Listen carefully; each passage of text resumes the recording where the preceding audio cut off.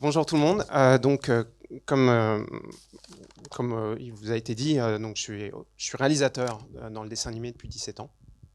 Euh, je vais vous expliquer comment je suis arrivé dans le jeu vidéo aussi, parce que c'est important. Je pense que vous compreniez le cheminement par lequel je suis passé pour faire du jeu vidéo maintenant. Ce qui ne veut pas dire que parce que je fais du jeu vidéo que j'ai arrêté d'être réalisateur en animation. Pas du tout, au contraire. C'est pour ça que c'est important de parler de tout ça.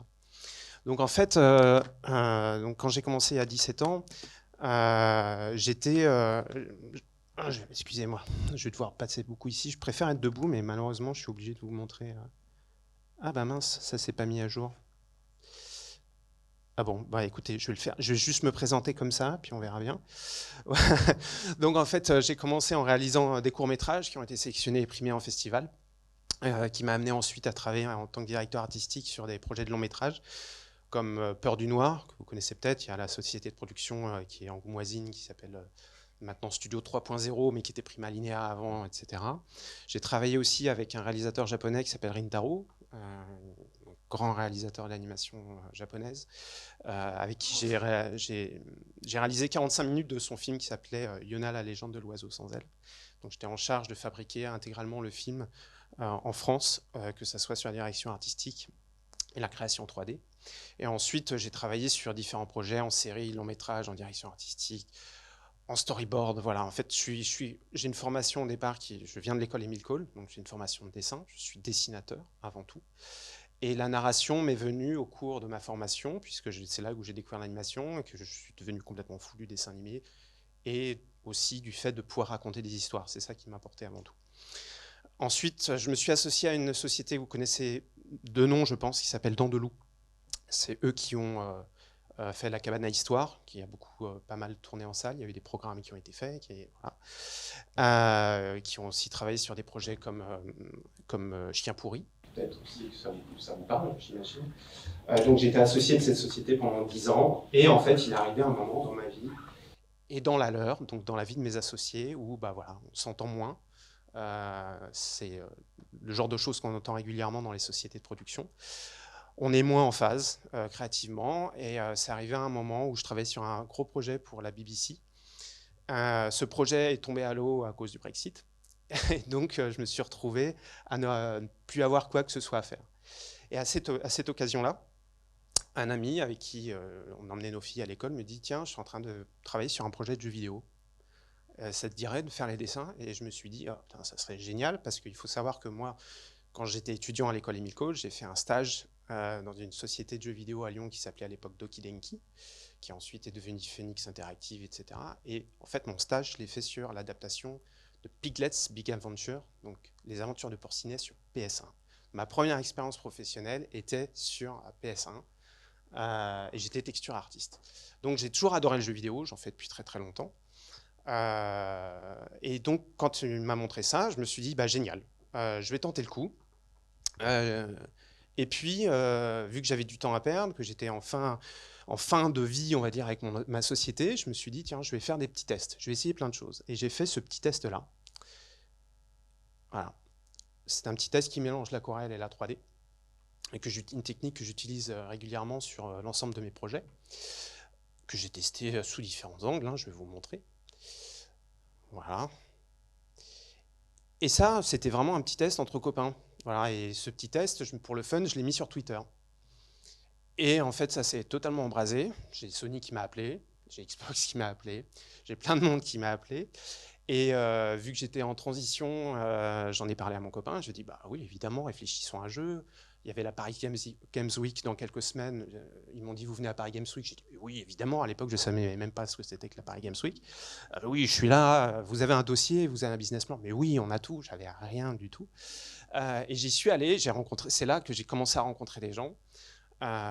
Et aussi, entre autres, une personne qui est très importante qui s'appelle Charles Lebrun, qui a une société qui s'appelle Player to PR. L'importance des PR dans le jeu vidéo est capitale pour donner la visibilité aux projets et aux studios, créer une communauté autour des projets. Et c'est comme ça en fait que mon aventure dans le jeu s'est lancée. Et on a eu des intérêts énormes de tout le monde, des très gros tout de suite. Je vais vous montrer le petit teaser de ce projet. Alors, il est ici. Voilà. Donc le nom s'appelle Monsieur TikTok et la Cité de la Vallée sans fin. Vous comprendrez maintenant que c'est eux qui m'ont piqué le nom, hein. C'était avant l'application. Vous allez voir, je vous laisse regarder.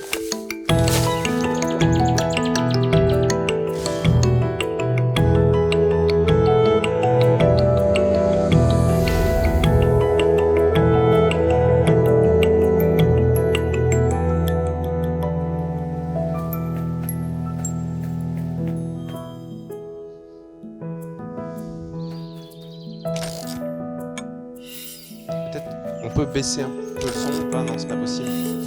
Comme ça, je peux parler un petit peu en même temps. Mais donc, en fait, ça, c'est le premier projet que j'ai développé et que j'ai présenté. On a fait un prototype. J'ai monté une équipe avec beaucoup de stagiaires.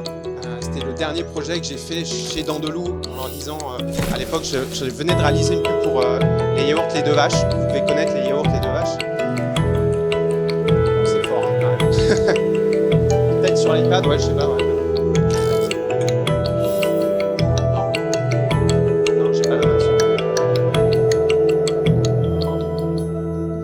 Fini en même temps. Allez, je l'arrête. C'est fini.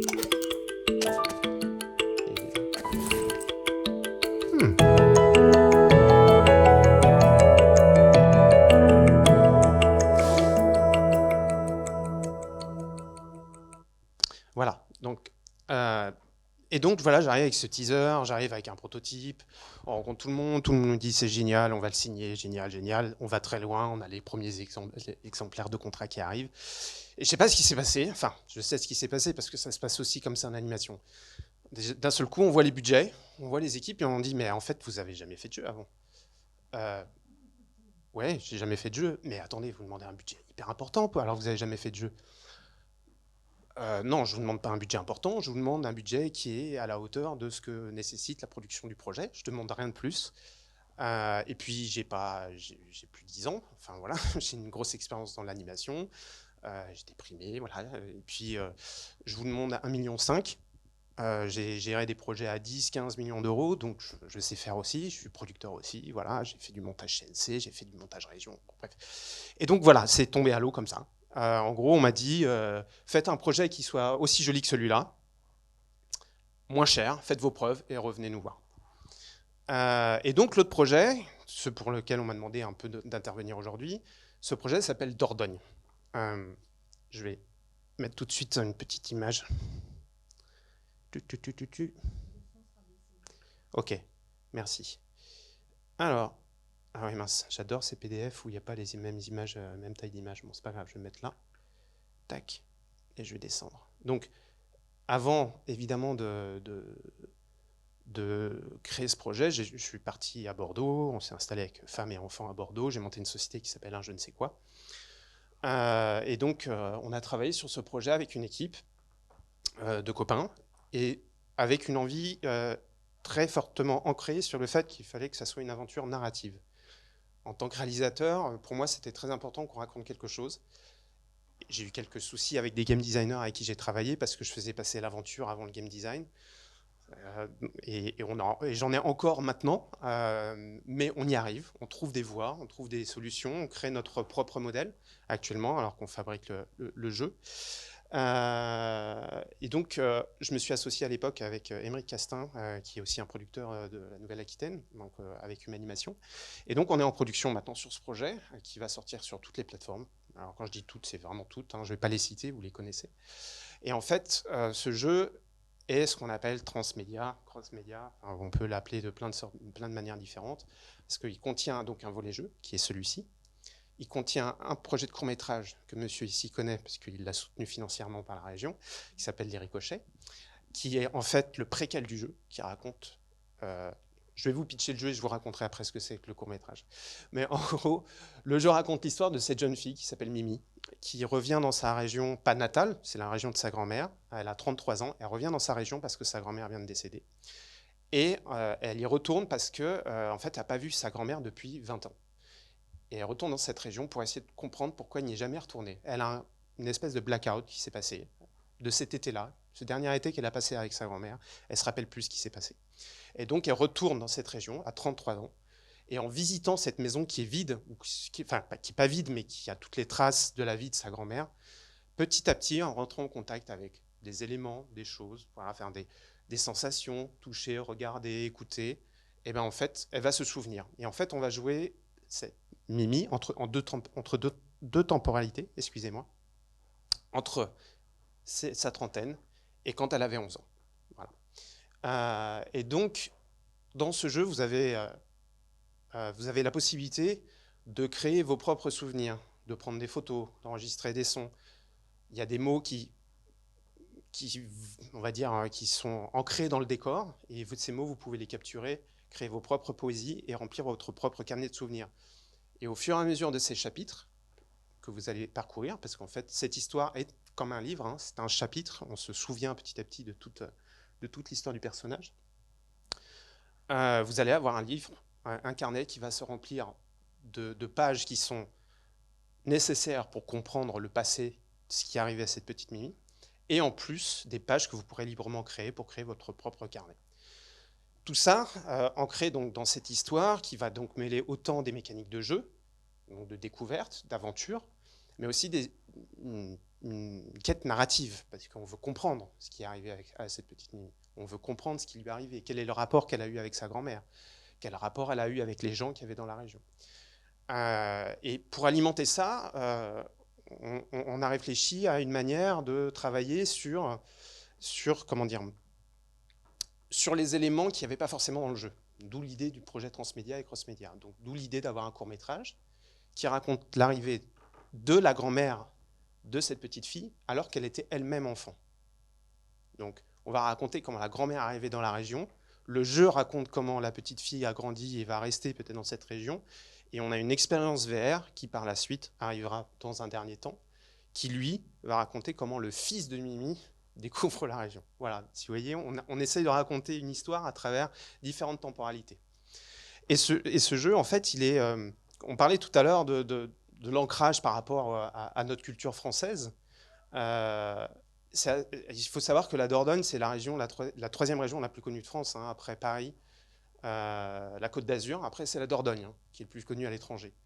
Et donc, en fait, ce qui est très rigolo, c'est l'accueil que j'ai eu de ce projet en France par rapport à l'étranger. Où en France, il y a un petit côté, la Dordogne, c'est un petit peu...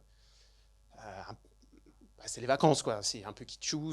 Voilà, quand on est allé au CNC, excusez-moi, on nous a dit, vous voulez pas changer le nom. Et moi, j'ai dit, non, parce que la France, on est 63 millions, beaucoup moins de joueurs, et à l'étranger, on a des intérêts beaucoup plus importants que ce qu'il y a en France. Et en France, on a, excusez-moi, je suis français, donc je suis très fier d'être français, mais on a un peu trop tendance à regarder à travers tout petit trou pour se dire, voilà, on est français. Sauf qu'en fait, le jeu Dordogne, il est fait vraiment, non pas pour parler de la Dordogne, c'est pas une carte postale, pas du tout une carte postale. C'est un jeu qui est fait pour aller, pour parler à un maximum de gens à travers de souvenirs communs. Je veux dire, on est presque tous partis en vacances, on a presque tous mis les pieds dans une rivière à un moment ou à un autre. On a presque tous joué avec un chat perdu dans la forêt, on est presque tous allés dans un marché, faire des courses avec nos parents en été. Et je ne parle pas qu'en France, je parle dans le monde entier. Donc, l'objectif de ce jeu, au départ, c'est de recréer une espèce... Enfin, voilà, moi, je suis peut-être un peu trop fleur bleue, et puis mes références à moi de cinéma viennent évidemment de Miyazaki, mais aussi de Terrence Malick, voilà, d'auteurs comme ça qui vont, à travers la mise en scène, à travers la lumière, la sensibilité, l'odeur, la couleur, vont faire passer quelque chose aux personnes. En toute humilité, j'espère qu'on va y arriver. Je ne sais pas encore, on est en train de le faire. Le jeu est en train de se produire en ce moment.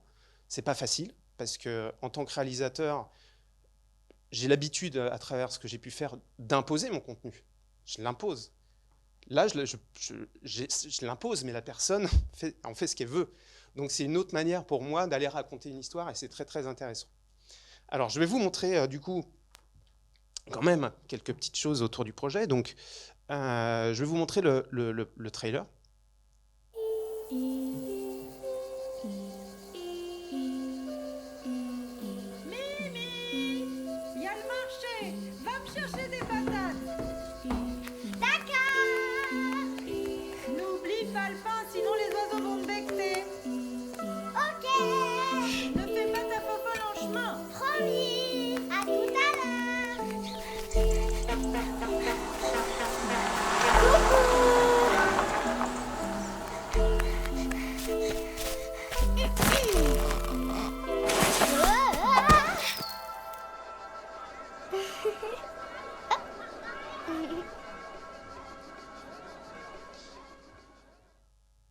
Voilà. Donc, ce que vous pouvez voir là, je vais tout de suite vous le montrer à travers une petite vidéo du prototype. C'était vraiment le prototype à l'époque. Donc, il a encore évolué. Hein. Ce que je vous montre là, ça a plus d'un an et demi. My dear Mimi. Oui, bon. Je vais avancer un petit peu parce que, en fait, là, vous voyez l'animatique de la cinématique du jeu. Donc, vous voyez, on a fait un petit peu en amont avec ma voix en anglais magnifique. Et voilà, là, on est dans le jeu. Alors, je vais m'arrêter là. Je peux pas baisser le son. Bon, bref, c'est pas grave. Et donc là, vous voyez que le rendu que vous avez dans le teaser est le même qu'on a dans le jeu. Et ça, c'était une volonté forte depuis le début. On voulait vraiment avoir l'idée, l'impression d'être immergé dans un film d'animation. Et donc, on travaille un peu sur une économie d'échelle où les éléments qu'on produit pour le jeu sont les mêmes qu'on va utiliser dans le court-métrage qu'on va utiliser. Voilà. Et c'est un peu tout le processus qu'on met en place. Là, pour l'instant, on le met en place pour Dordogne, et c'est notre premier. Donc, on est en train d'en subir un peu les conséquences, c'est-à-dire qu'on est en train de mettre en place les outils pour que ça fonctionne. Ça ne fonctionne pas toujours. Mais le fameux projet que je vous ai montré avant, Monsieur TikTok, sera d'ores et déjà le prochain projet, et on est en train de discuter pour le faire. Parce que rien qu'avec ce qu'on a fait maintenant, parce qu'on a quand même signé avec un gros éditeur français qui s'appelle Focus Entertainment, voilà, ils sont déjà convaincus qu'on peut faire d'autres choses, d'autres très belles choses. Et donc, on a déjà la suite, donc le projet autour de Monsieur TikTok, qui aura un autre nom qui va s'appeler Long Time Ago, pour un petit jeu de mots pour Long Time Ago, Long Time Ago, voilà. Et l'autre projet qui arrivera après Dordogne est encore plus ancré dans une optique transmédia, puisqu'on va écrire le long métrage en même temps qu'on va écrire le jeu, et les deux vont s'alimenter. Voilà. Et vous voyez, en fait, c'est pas un jeu à challenge, c'est pas un jeu avec des mécaniques qui sont difficiles. Quand je suis arrivé tout à l'heure, on parlait aussi de cible, entre guillemets. On n'a pas utilisé le mot cible, mais on parlait de ça. Moi, ce qui m'intéresse, et on parlait aussi de à quel moment on met des enfants devant les écrans, à quel moment on peut faire jouer les enfants, etc., à quelle durée. Moi, mes deux filles jouent, elles ont 6 ans et 11 ans. Ma plus petite joue à la Switch, elle a une obligation d'1 heure par semaine. On choisit les jeux sur lesquels elle est, donc elle a des vraies obligations. Ce que je peux vous dire, moi, de mon ressenti, parce qu'on n'a évidemment pas élevé notre première comme ça. La deuxième a, on va dire, eu la chance d'avoir eu sa grande sœur et donc d'avoir ouvert la voie. Ce que je peux vous dire, c'est que nous, en tout cas, notre rapport entre, évidemment, l'apprentissage qu'on fait autour du cinéma, du court-métrage, de l'animation et du jeu vidéo nous amène à nous dire qu'on voit les chakras créatifs de nos filles s'ouvrir très largement. Mais on ne les met pas évidemment devant n'importe quoi, et vous imaginez bien que quand vous voyez mon projet, on n'est pas, on fait attention à ce qu'on va leur montrer. Donc comme on disait, évidemment, c'est l'importance de faire hyper attention. Et je crois effectivement aussi, je suis assez d'accord pour dire que ça dépend énormément de certains milieux sociaux, malheureusement. Mais que c'est possible de faire quelque chose pour. Et en fait, voilà, donc Dordogne, lui, a vraiment été travaillé dans cet esprit de pouvoir, enfin, quand je l'avais présenté au CNC à Pauline Augrin, j'avais dit, je veux que ça soit un jeu où une personne d'une vingtaine, une trentaine d'années soit assise sur une chaise avec ses enfants sur le genou et les grands-parents derrière. Voilà, en gros. J'avais dit, c'est ça que je vise. C'est que, en gros, n'importe qui puisse prendre la manette et d'une manière ou d'une autre, d'un moment, ait envie d'essayer quelque chose. Là, ce qu'il n'y a pas dans le prototype, par exemple, c'est qu'on va pouvoir faire du kayak. On va pouvoir faire de la grimpette dans les arbres. Il y a plein de petites choses. On va pouvoir grimper dans un arbre, et quand on arrive en haut des arbres, on va pouvoir crier et faire des échos, et les échos vont révéler les décors, enfin révéler les environnements autour. C'est pas un jeu où vous aurez beaucoup d'enjeux techniques. C'est pas un jeu où vous vous battrez avec la manette.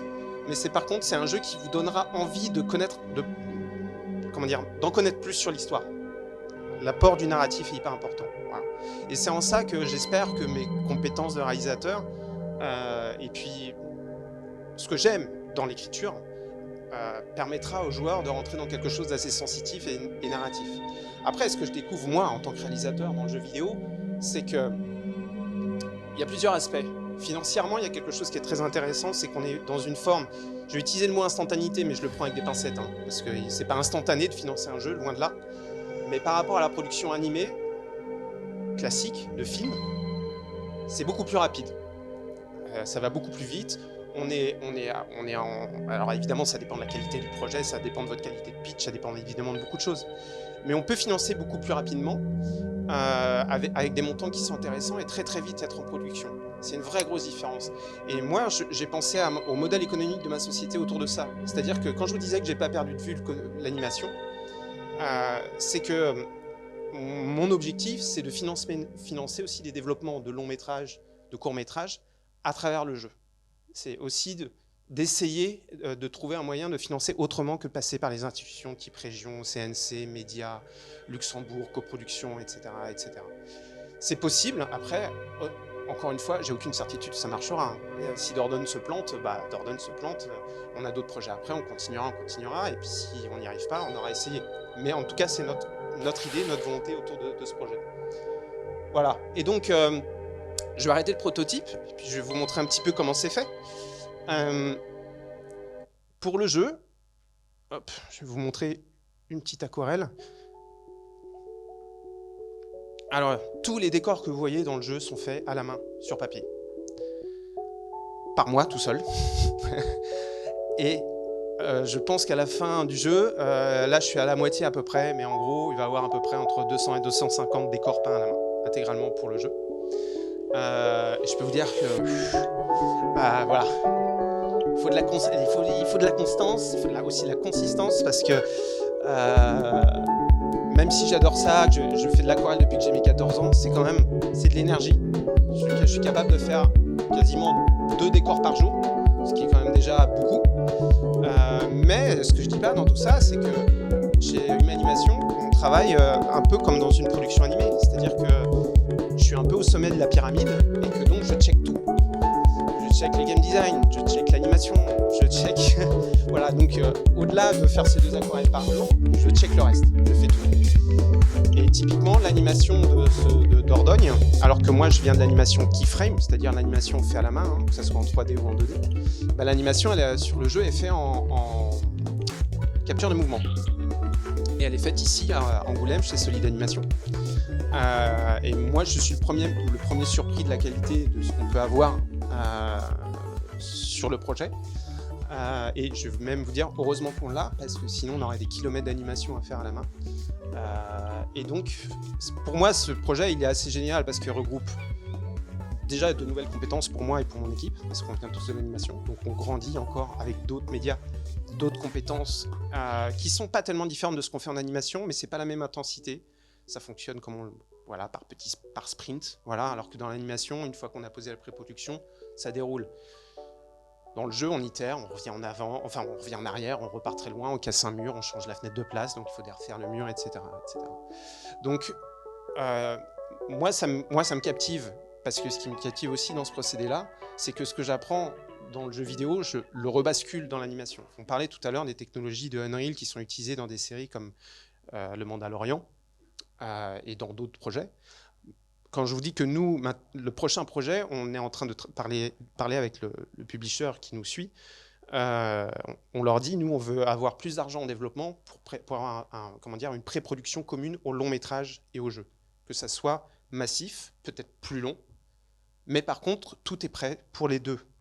Ce qui voudrait dire que potentiellement, nous, on est sous Unity, qu'après, on pourrait monter 2 équipes en parallèle pour fabriquer non seulement le film et aussi le jeu. Voilà. Donc voilà, vous avez pu voir ça. Je sais pas, quelle heure est-il? Je suis bien là, hein? Je suis bien. Ok, je suis très bon, si je suis bien. Et donc après, ces aquarelles, voilà ce que ça donne. Alors là, je suis dans Blender. Je sais pas, j'ai pas fait attention. Oui, ça va aller. Donc là, vous voyez, c'est exactement l'aquarelle qu'une aquarelle, hein. Sauf que vous allez voir, hop, et en fait, je tourne. Je rentre dedans. En fait, on utilise une technique qui existe depuis hyper longtemps dans les effets spéciaux qui s'appelle le camera mapping, qui consiste à projeter des images sur des volumes en 3D. C'est une technique qui a rien de révolutionnaire. Ce qu'il y a, c'est que nous, on projette sous plusieurs angles, ce qui nous permet d'avoir une plus grande latitude et de pouvoir tourner plus largement autour du décor, et donc de devenir accessible au jeu, et aussi pouvoir avoir plus de liberté par rapport à nos caméras, et savoir justement où les poser pour pouvoir réaliser. Parce que j'utilise réellement ce mot aussi pour le jeu, c'est quand je cadre chaque scène, je réalise. J'ai vraiment cette intention de me dire, je vais aller chercher un cadre cinématographique. Et puis après, donc on voit là, notre pipeline, c'est sous Blender et Unity. Bon, c'est peut-être moins intéressant pour vous, mais ce qui est intéressant avec cet outil qui est Blender, c'est qu'il y a des outils d'animation 2D intégrés dedans, avec un outil qui s'appelle le Grease Pencil, qui permet de dessiner en 2D, dans un environnement 3D. Et donc, quand on est animateur 2D, quand on vient de l'animation 2D, c'est juste génial, parce que d'un seul coup, on peut dessiner la poussière en même temps qu'il y a le personnage qui se déplace, on peut aller redessiner des traits à des endroits complètement dans l'esprit de ce qui a été fait sur le Spider-Verse, hein. C'est-à-dire vraiment, vous êtes dans l'environnement 3D, vous allez dessiner à l'intérieur et importer des informations 2D à l'intérieur. Et ça, c'est assez génial. En plus, ce logiciel est gratuit, donc c'est assez... voilà. Alors, je voulais vous montrer... Qu'est-ce que je voulais vous montrer? Je voulais vous montrer ça, donc... Alors ça, voilà, typiquement, ce sont... le type d'aquarelle qu'il y aura dans le jeu. Et ça, c'est vraiment les décors qu'on a dans le jeu. Hein. Enfin, je vous survends pas le truc en disant waouh, c'est des aquarelles. Non, non, le jeu est vraiment comme ça. Le jeu, vous avez pu le voir à travers la vidéo que je vous ai montrée. Le jeu va vraiment être comme ça. La différence par rapport au teaser que vous avez pu voir tout à l'heure, c'est que la version qu'on avait de Mimi dans le teaser a évolué. On l'a retravaillé, on l'a affiné, on a retravaillé son rendu. Donc il y a des choses qui vont changer. Mais on a essayé encore une fois de toujours de rester dans l'optique de se dire, et si on faisait un film avec, qu'est-ce qui se passe? Est-ce qu'il marcherait aussi dans un film? A priori, on espère que oui. Là, on est beaucoup plus concentré sur le contenu du dessin, enfin du jeu en lui-même. Mais il y aura un moment, on va petit à petit, moi, je finis tous les décors à la mi-juin. Je vais peut-être en finir quand je serai au Festival d'Annecy. Mais voilà, en fait, en gros, ça va être à peu près ça. Et à partir de là, moi, je vais rebasculer plus sur un suivi dentelle sur l'ensemble du jeu et voir justement ce qu'on peut en extraire pour revenir sur du film, voilà, sur le contenu qu'on pourra utiliser en court-métrage, et aussi réfléchir aux prochaines étapes du projet d'après pour qu'on ait vraiment cette idée de croiser les techniques et faire du long-métrage avec des outils de jeux vidéo. Voilà, c'est ça l'objectif final. Voilà, donc voilà, ça c'est le type d'aquarelle. Alors ça, pour le coup, c'est plus une image de promotion, mais voilà, on travaille aussi dans cet esprit-là pour l'ensemble du projet. Alors ceux qui connaissent un petit peu la Dordogne, ça c'est ce qu'on appelle, il y a les cabanes de Breuil entre autres qui sont faites, voilà, ce sont les cabanes de berger. La maison, la fameuse maison que vous avez pu voir, qui est la maison de la grand-mère. Et alors petit détail, c'est qu'on est entre le passé et le présent dans le jeu. Et donc il a fallu que je fasse 2 versions. Donc il fallait que je nettoie, parce que évidemment quand elle y va, là, quand Mimi adulte y va, c'est l'automne. Et quand Mimi se rappelle de ses souvenirs, c'est l'été. Donc on n'est pas à la même colorimétrie. Après, on n'a pas tout refait. Hein. On a fait quelques trucs de couleurs, on a fait des feuilles mortes. Enfin voilà, après, on reste dans ce qu'on appelle, et pareil, difficile à définir, un jeu indé. Donc on a un petit budget pour faire le jeu. Un petit budget qui permet quand même de faire vivre une équipe pendant 1 an et demi, 2 ans, mais ça reste un petit budget. On est une vingtaine de personnes, tout corps de métiers confondus, hein, jusqu'à la musique, le sound design, etc. Voilà, donc ça aussi, vous voyez, l'aquarelle de base avant ce que vous avez pu voir dans la partie, ce qu'on appelle in-game. Et ça, alors je voulais aussi vous montrer ça, c'est parce qu'en fait, le procédé de production de ce jeu est vraiment, je l'ai vraiment envisagé comme je ferais de la production sur un court-métrage ou un long-métrage. Donc je suis allé en Dordogne, j'ai posé mon chevalet à des endroits, j'ai peint sur le motif, comme on appelle ça en peinture, c'est-à-dire voilà, j'ai posé mon chevalet. J'étais au milieu de la rivière, et voilà, il y a des enfants qui venaient me voir. J'étais en maillot de bain en train de peindre. Voilà, c'est rigolo, il y a des enfants qui parlent, et du coup, ça nourrit même la réflexion autour du projet. C'est-à-dire que d'un seul coup, on se dit, ah bah dans le jeu, à un moment, l'héroïne, elle va au marché. Et puis, on a commencé à faire des petits playtests là, avec Focus Entertainment, et on se rend compte que les gens qui disent, ouais, mais attendez, au marché, ça fourmille, on a encore envie d'avoir plus d'interaction. Eh ben moi, ça me fait cogiter. Je me rappelle des gamins qui me racontaient des histoires complètement saugrenues alors qu'on était au bord de la rivière. Donc tout s'alimente à travers mon travail, notre travail, excusez-moi, avec l'équipe, parce que l'équipe aussi a travaillé énormément sur place. On alimente le jeu d'expériences réelles. Et puis après, je vous dis vraiment, mais l'impact sur des marchés comme l'Asie, c'est assez impressionnant. C'est-à-dire que on a eu un accueil au Japon qui a été juste monstrueux, juste sur le petit teaser que je vous ai montré tout à l'heure, le premier. On a eu un accueil fou. On a eu un magazine qui est normalement très difficile à avoir pour des non-japonais, c'est-à-dire Famitsu, qui est un des plus gros, vraiment de la très grosse presse japonaise. On a eu un article génial, à tel point qu'ils nous ont dit, enfin, ils ont mis qu'on était un triple A. Alors j'ai appelé, j'ai fait, oh, on n'est pas triple A, les gars, calmez-vous, parce que enfin voilà, ça reste un jeu qui va avoir une expérience de 4-5 heures, on va dire, ce qui est déjà beaucoup. Mais voilà, oui, parce que, alors je vois des yeux qui font comme ça, mais effectivement, pour l'instant, on n'a fait qu'un chapitre, et l'expérience prouve qu'on arrive à 40 minutes de jeu, et on a 9 chapitres. Donc à mon avis, voilà, ça va être... Et donc ça, je remonte ces images-là, parce que ça, ce sont des images du court-métrage. Et donc c'est là où je montre aussi la production commune des deux. Cette image-là est tirée du développement du court-métrage. Et voilà, donc ça, c'est depuis la Côte de Jor, aussi en Dordogne. J'ai fait un petit peu le tour. Je voulais vous montrer juste un dernier teaser d'un projet, et encore une fois, le parallèle avec les choses qui ne se font pas, que ça soit dans le jeu vidéo ou dans le long métrage. Mais je voulais montrer un teaser d'un projet que j'ai développé il y a 5 ans, 6 ans, et que je garde dans mon cœur, et qui a été la fondation un peu de ce style entre l'aquarelle et la 3D, et qui sera la fondation de technico-artistique du projet qu'on fera après Dordogne. Voilà, je vous le montre. Hop.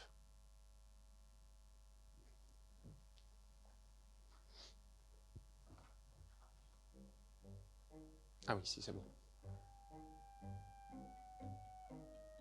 Mon père me racontait toujours que mamie était spéciale.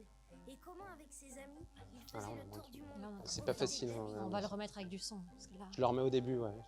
Ce qu'il avait oublié de me dire, c'est qu'elle et sa bande étaient des pros de la cambriole. En attendant quoi. Oui. Oui, on va le remettre avec du son parce que là... Un petit peu, ouais.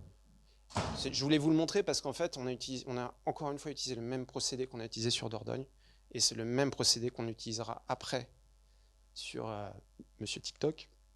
Sauf que, vu qu'on était déjà sur Blender, on sait que techniquement, on pourra directement aller sur Unity au plus vite, en fait. Donc on sera réellement en technologie temps réel, qui pour production d'animation est non négligeable, parce qu'en fait, en animation, généralement, on travaille sur des logiciels de 3D comme Maya, 3ds Max, Blender, et on a des temps de rendu de machine pour que les plans soient terminés. Après, ça part à ce qu'on appelle le compositing pour que les images soient plus jolies, etc. Les logiciels comme Unreal et Unity, avec un travail qui est peut-être un peu plus important en amont pour retrouver les mêmes types de finesse en lumière, en colorimétrie, en profondeur de champ, etc., qui demande un travail de préparation qui doit être fait en amont. Mais une fois que ce travail est fait, en gros, votre plan il est terminé. C'est-à-dire qu'il est en temps réel devant vous, et il n'y a plus de temps de rendu. Donc un temps de travail ce temps de travail de rendu, qui est monstrueux à la fin, on peut le réallouer sur de la qualité, en fait. C'est ça qui m'intéresse, moi, c'est de dire, je vais pouvoir regagner du temps sur la pré-production. En France, vous savez, les budgets de long métrage, les plus gros, c'est 10-12, mais c'est vraiment pour les plus gros. Enfin, ça peut monter plus si on s'appelle Aton Soumache, mais on va chercher de l'argent au Canada, dans le privé, etc. Mais quand on est, par exemple, un producteur comme Henri Magalon, sur des films comme Calamity, etc., c'est des films qui sont entre 4 et 7, 8 millions d'euros. Et donc, c'est toujours, on travaille sur des développements par à-coup. C'est-à-dire, là, on va avoir un peu du CNC, là, on va avoir un peu de région. Ah, tiens, on a eu un peu d'argent de la Belgique, donc on va faire une impulsion, on va faire une première partie de développement. Et en fait, on se retrouve souvent, pour beaucoup de longs métrages d'animation, avec des développements qui sont un peu décousus et sur lesquels, surtout, on ne peut pas difficilement revenir. C'est difficile de redéfaire en France parce qu'on n'a pas les budgets pour. Moi, ce que j'espère avec ces technologies-là, justement, c'est de me dire, je vais du coup me donner plus de temps en amont pour pouvoir être qualitatif. Voilà. Allez, je le relance. Ah, ben c'est pas celui-là. J'ai lancé l'autre. Tac.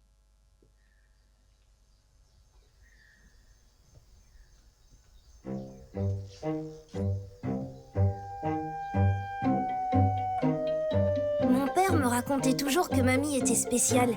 Et comment, avec ses amis, il faisait le tour du monde pour profiter de la vie.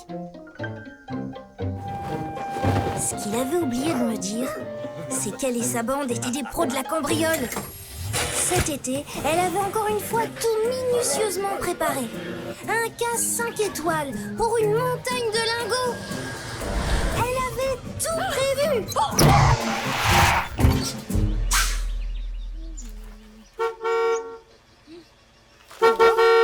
Sauf moi. Mais il est débile ou quoi, ce gamin? Et en me regardant, elle a tout de suite pigé que ses plans pour l'été, c'était mal barré.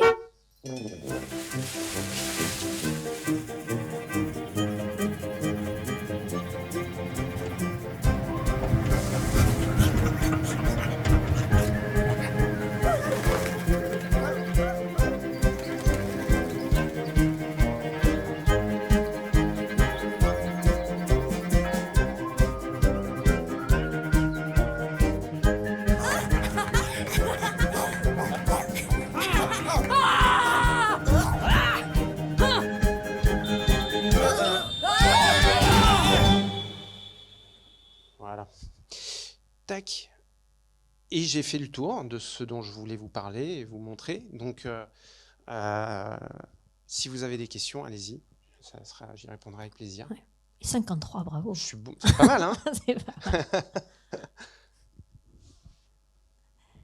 Est-ce que vous avez des questions?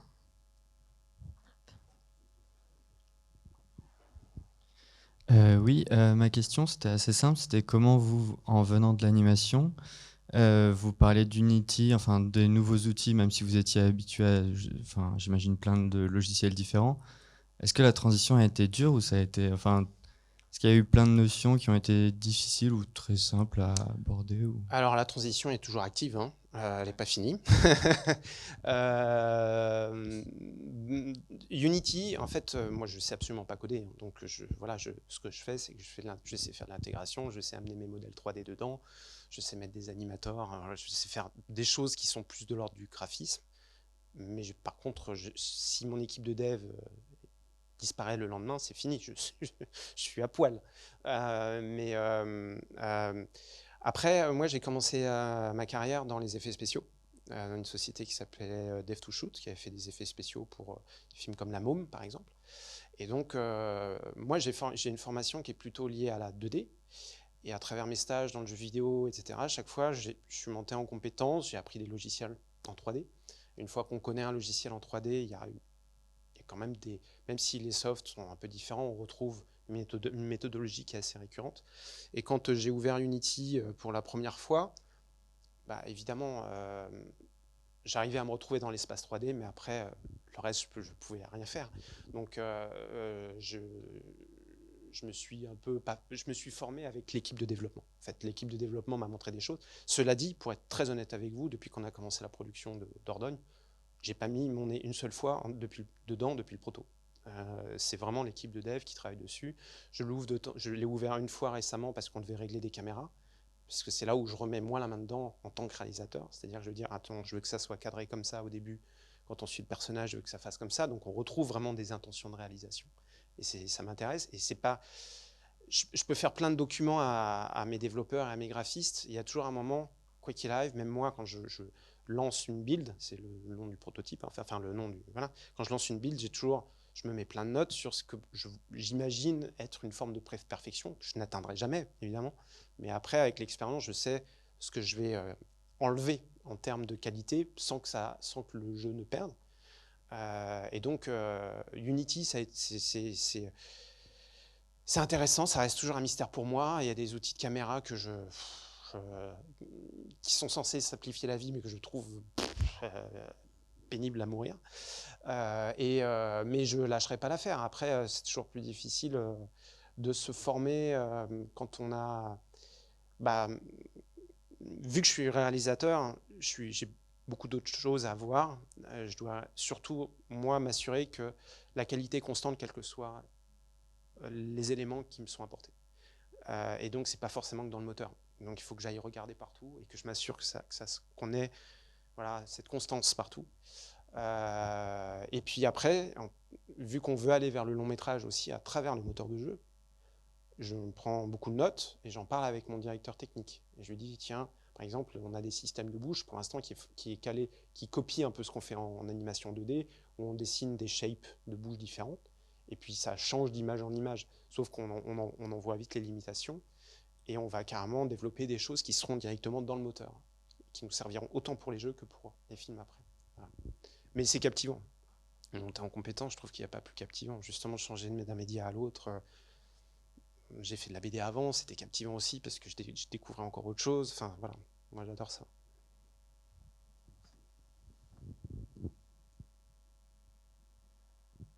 J'ai tout dit alors, en fait, du coup. Vous êtes, Est-ce que vous trouvez que c'est la même... Est-ce que vous trouvez que c'est la même direction de spectateur, un court-métrage classique d'animation et un jeu où qu'est-ce qu'il va choisir parce que là, voilà, on l'amène là où on veut en tant que réalisateur d'animation. Alors que là, il va un peu où il veut. On lui donne 3 choix, mais c'est ça qui est compliqué. C'est-à-dire que finalement, moi, je viens de contenu linéaire. Et donc, ma manière de raconter une histoire est linéaire. Et aussi, en toute honnêteté, vu que c'est notre premier jeu, je ne veux pas réinventer la roue. Je ne veux pas me donner des objectifs trop élevés que l'équipe et moi, on n'arriverait pas à tenir. Donc, on a gardé cette narration linéaire sur laquelle on a greffé des éléments qui permettent de casser cette linéarité, de donner ce sentiment au joueur qui va découvrir autre chose que juste l'histoire. Après, pour moi, c'est vraiment une découverte. C'est-à-dire que les premiers playtests qu'on a fait récemment, c'est assez génial parce que moi, dans ce que j'imagine, je me dis le joueur doit aller là. Évidemment, 80% du cas, le joueur ne le fait pas. Encore plus dans les playtests parce qu'ils sont là justement pour aller au bout et tester vraiment la limite du jeu. Mais ce qui me rassure et ce que je trouve hyper intéressant, c'est que, et particulièrement sur le playtest qu'on a fait, alors qu'on est loin d'être à la qualité que je veux, c'est que les gens retrouvent leur route naturellement. Ils retrouvent la voie que j'ai essayé de tracer, qui, pour le coup, celle qui est liée au travail du narrative designer aussi, qui est Anthony Jonot, qui est un garçon, peut-être vous le connaissez, mais qui est absolument adorable et en plus hyper talentueux. Et puis de la game designeuse, Marina Diaz, qui est espagnole, ils sont tous les deux à la GDC là en ce moment. Et donc, avec ce travail-là et de l'équipe, vraiment, on a pu voir que malgré tous les mini-jeux, malgré toutes les petites choses qu'on a fait, on réussit à ramener les gens vers quelque chose. Et je me rends compte que certains choix de cadrage font que, c'est-à-dire qu'il y a évidemment qu'il y a des vraies jonctions qui se font avec le cinéma. Quand on travaille sur les raccords de scène entre un décor, on rentre par une porte, on arrive à l'intérieur, on arrive à un endroit précis. Je trouve qu'il y a des choses qui sont vraiment extrêmement communes avec la réalisation de films où si on perd le spectateur, si on perd l'œil du spectateur, ne serait-ce qu'une demi-seconde, il y a quelque chose de gênant qui s'instaure. Et ça, en réussissant à le préserver dans le jeu, déjà, je trouve qu'on retrouve des codes cinématographiques qui permettent aux joueurs de retrouver justement des certaines similarités avec du long métrage, du court métrage, de l'animation.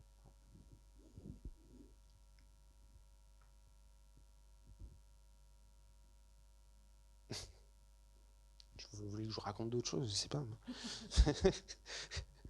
J'ai peut-être d'autres choses en même temps ici. Attendez, je peux peut-être... je peux vous montrer ça. Voilà, il y a des petites... avant de passer en aquarelle, en général, vous voyez, il y a toujours cette phase. Voilà, ça, c'est les petits croquis noir et blanc. Avant de... alors, il faut savoir, bon, ça, c'est un truc qui fait sursauter les gens, mais je ne fais quasiment pas de crayonné. Quand je peins, la feuille est blanche. Je ne fais pas de crayonné, je peins directement.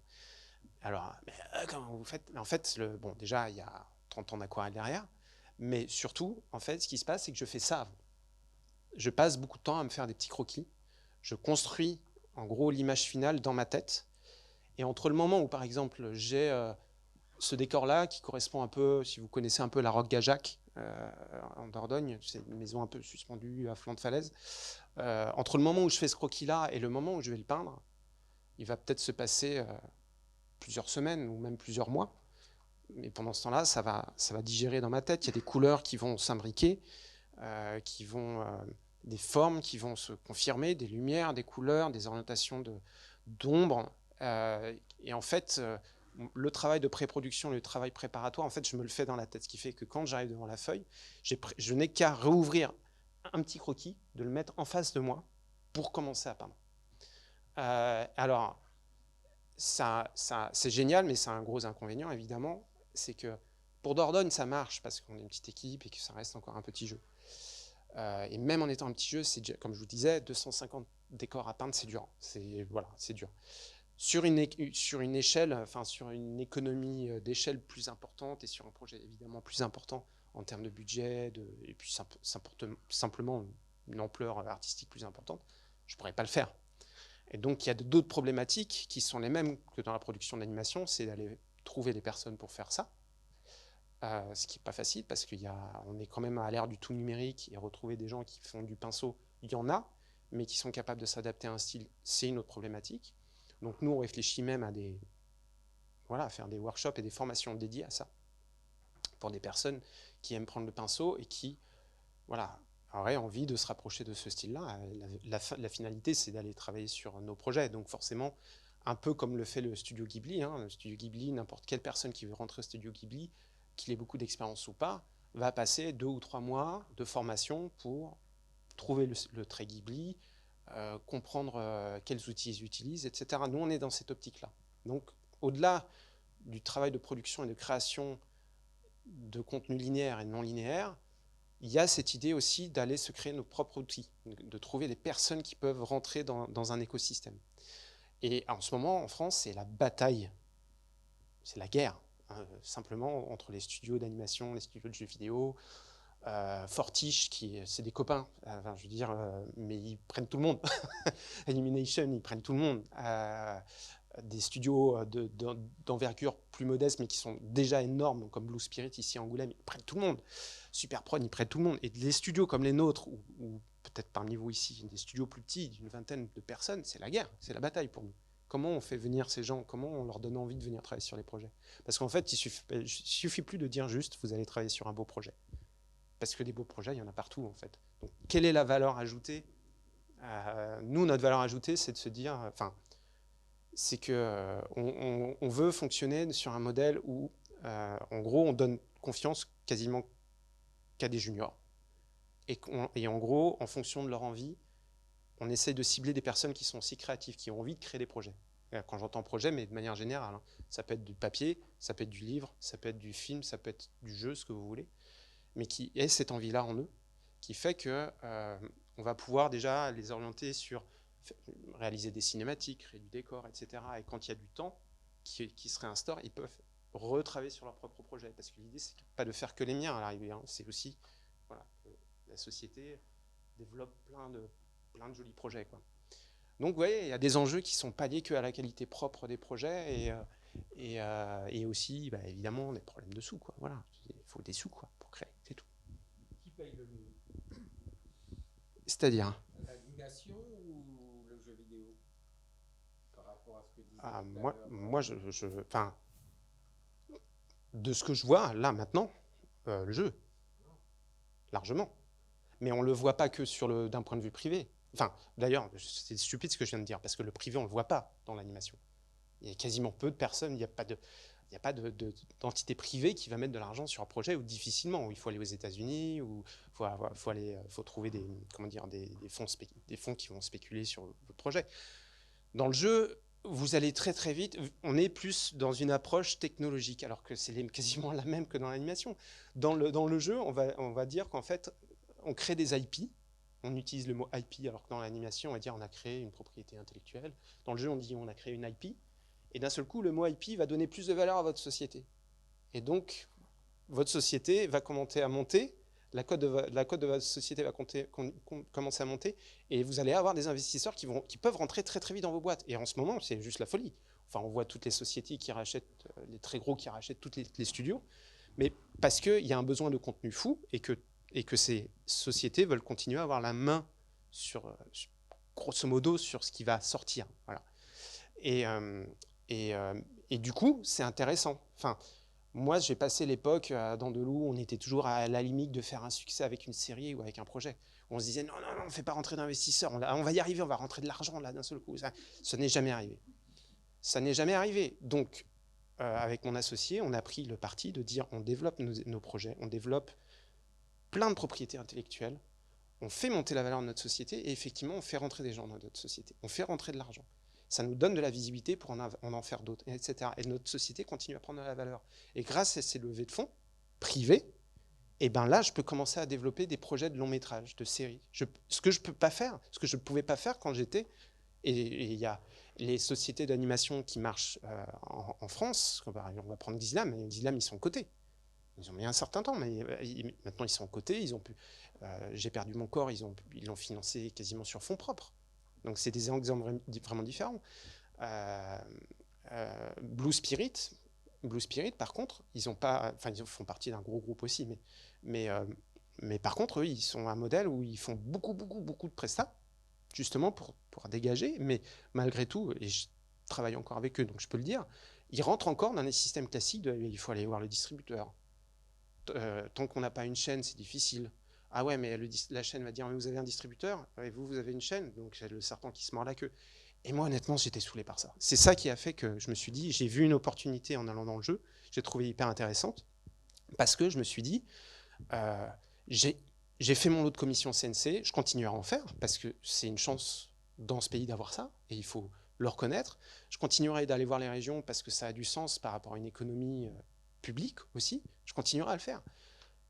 Après, force est de constater qu'en animation, on reste très... Ben voilà, le modèle français, c'est on finance sur la France, on va avoir de la coproduction Belgique, la coproduction Luxembourg, du Canada, on va aller chercher du média, et puis on voit.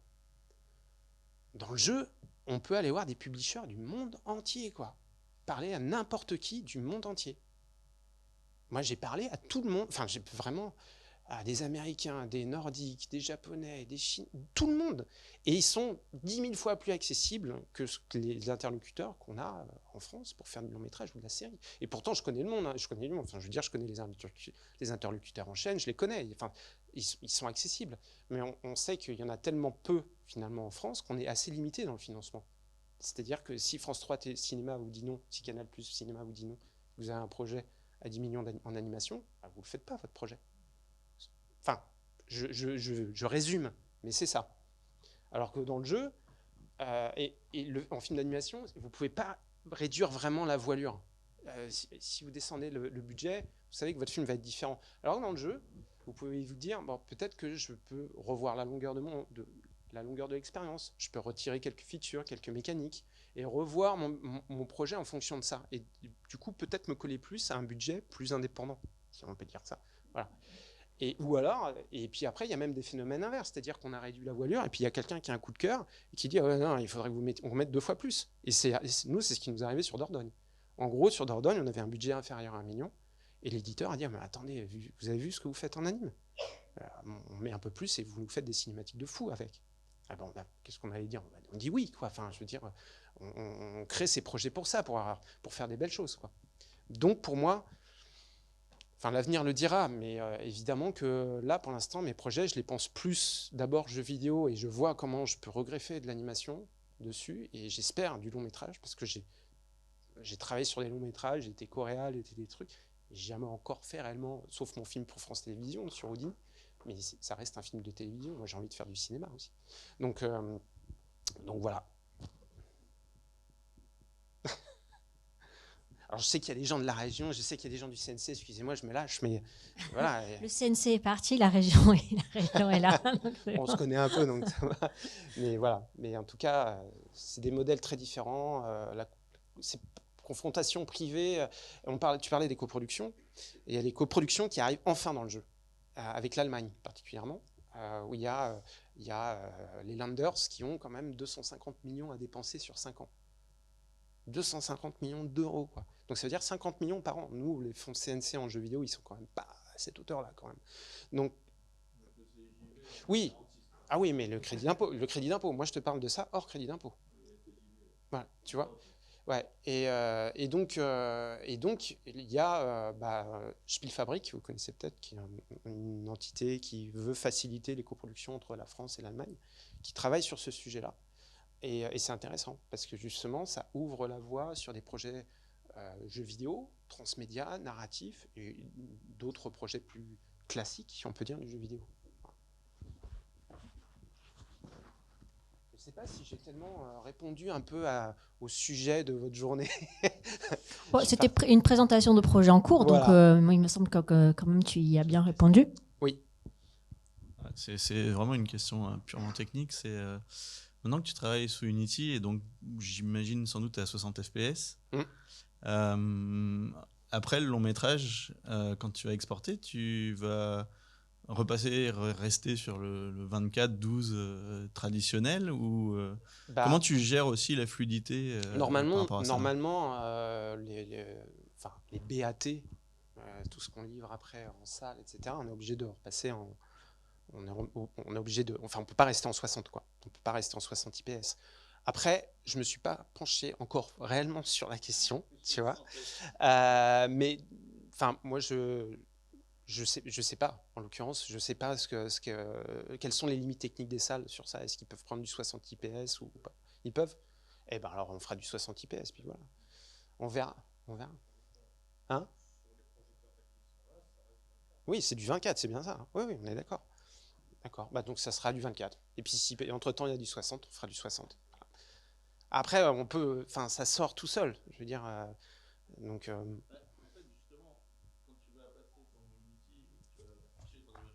Hmm. Bah justement, un Unity ou un moteur 60, Ouais. quand tu vas faire ton jeu en 60, Ouais. tu repasses à 24, tu as Ouais. des problématiques de motion blur à Ouais. l'ancienne qui Ouais. sont, pour ton travail, ça peut être assez destructif. Ouais. Bon, on réglera le problème quand on sera devant. Là, en ce moment, on est en train on en a d'autres. Donc, mais merci pour la remarque. J'y ferai attention, quoi.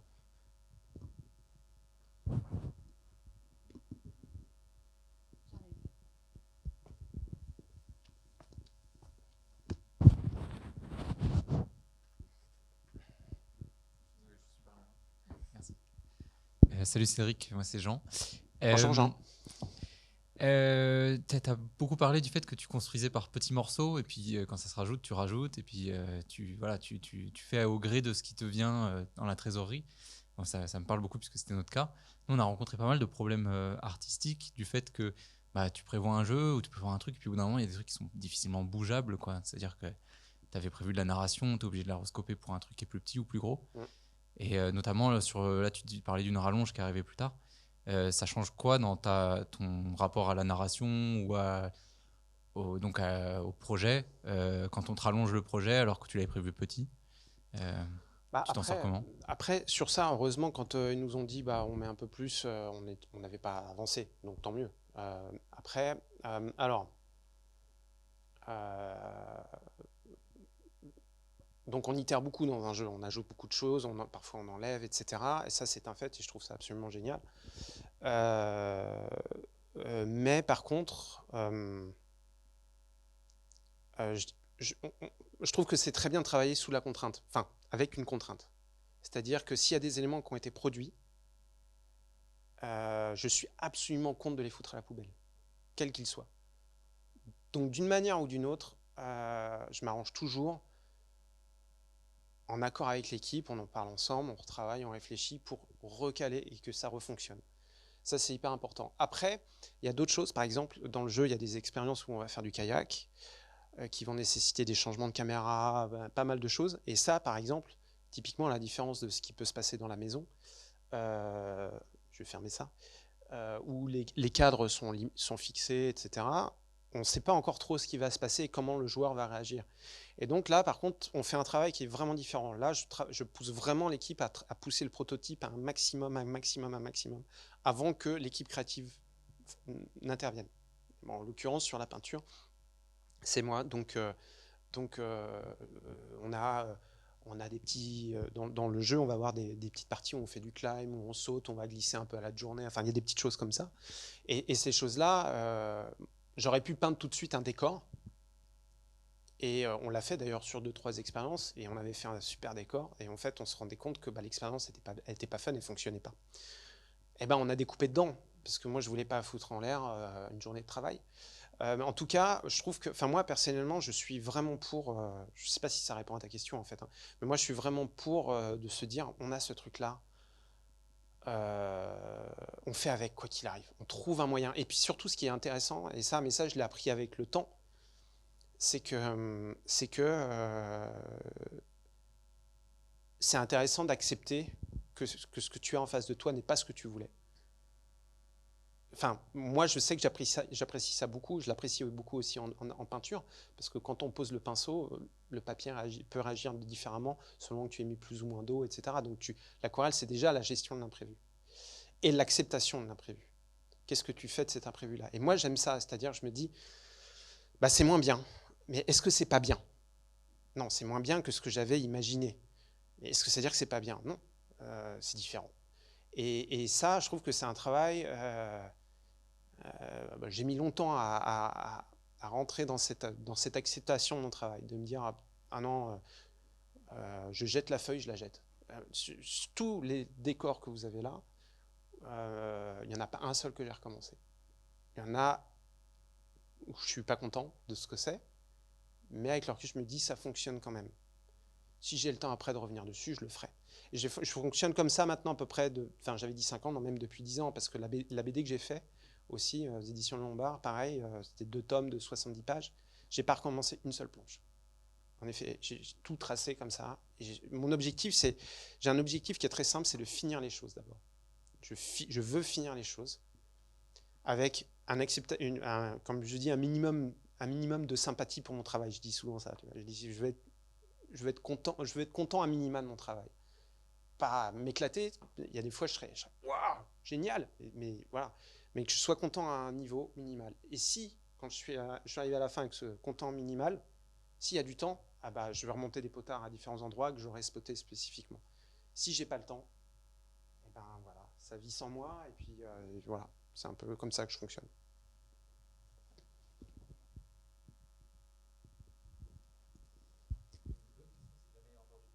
Il est quelle heure? Il est 20. Une petite question. Ouais, il y a encore 10 minutes.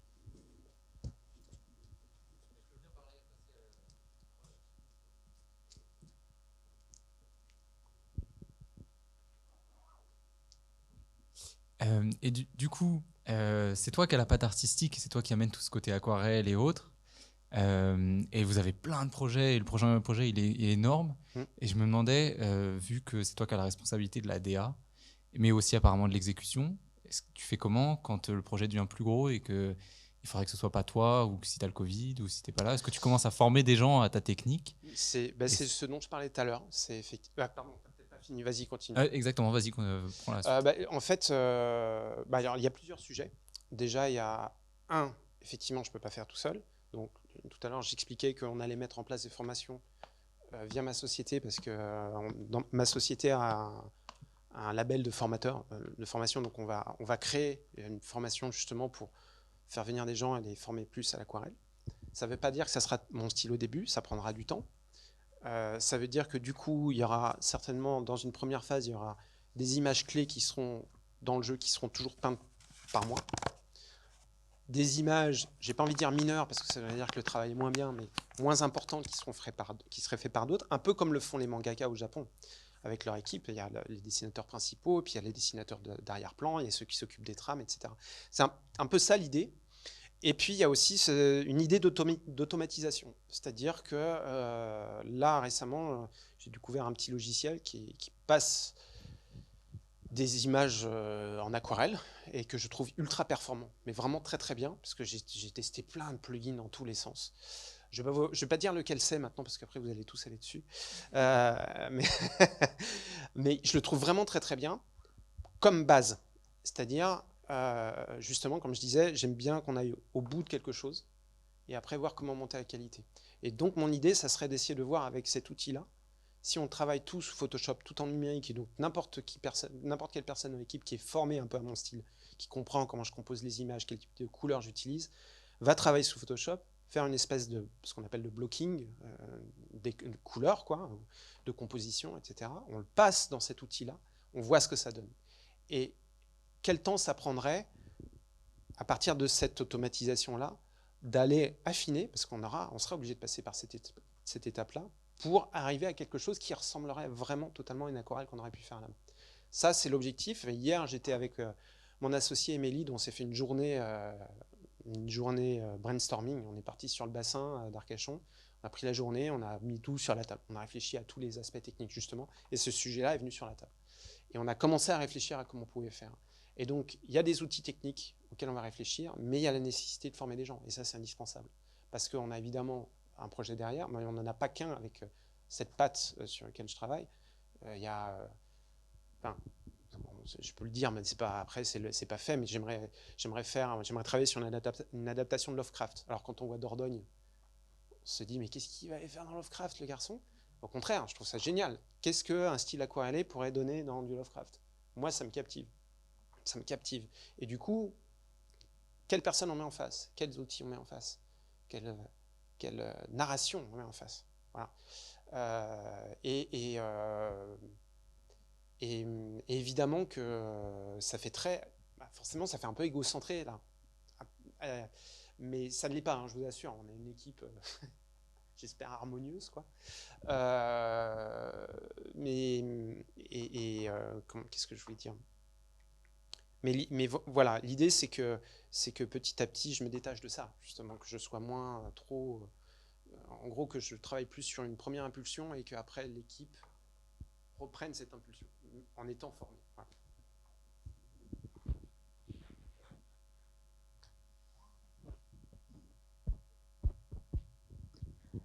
Bon, eh bien, je crois que... Ouais, je pense que c'est bon. Merci beaucoup. Merci. Merci à toutes et tous.